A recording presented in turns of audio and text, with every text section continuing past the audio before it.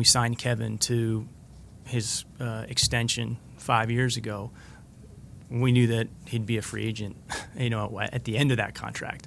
And we've done, I think, a really good job of just focusing on the things that we can control.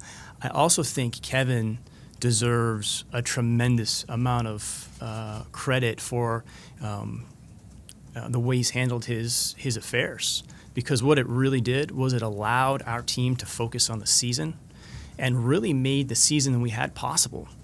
And so I thought it was a tremendous example of a franchise player putting the franchise first. I thought it was also a tremendous example of leadership on his part, because we're not able to have that season unless he's handling his affairs the way that he did.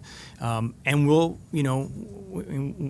I think first thing is we've got to, give it some time after the season ends for a couple of reasons. One, to reflect and enjoy and appreciate the season that we just had, so that we're not just rushing on to the next thing.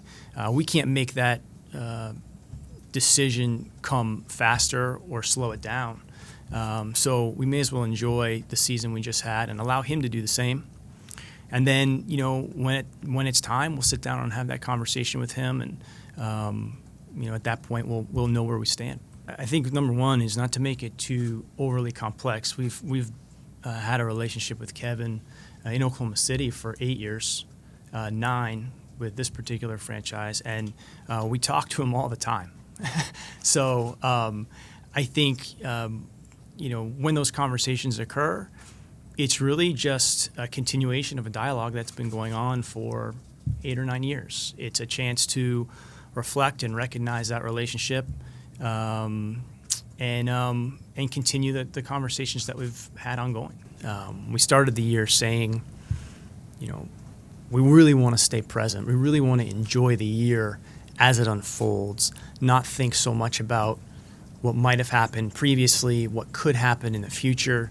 I think we're still a little bit in that mode, and I think deservingly so. But all of those things, the actual conversation and things of that nature, that'll take its place naturally.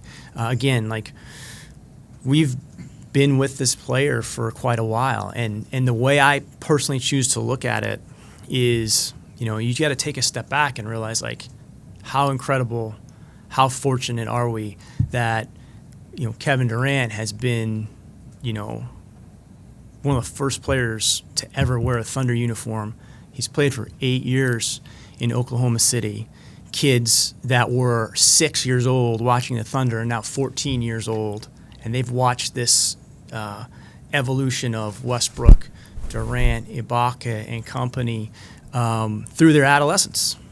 And now we have the opportunity to sit down with him and talk about what looks like an incredibly bright future together.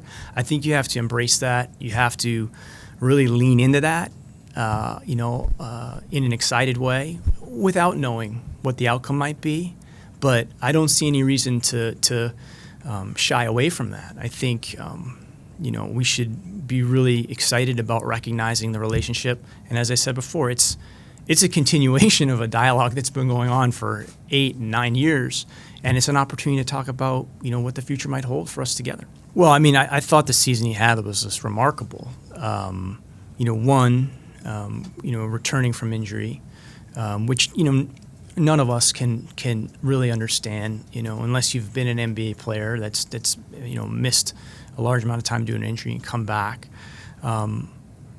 I'm just really happy for him because I thought he had a lot of fun during the year, and I watched him, this time last year in the pool, and I remember when he started to just start walking like it was celebratory, to go from that to having maybe his most efficient year.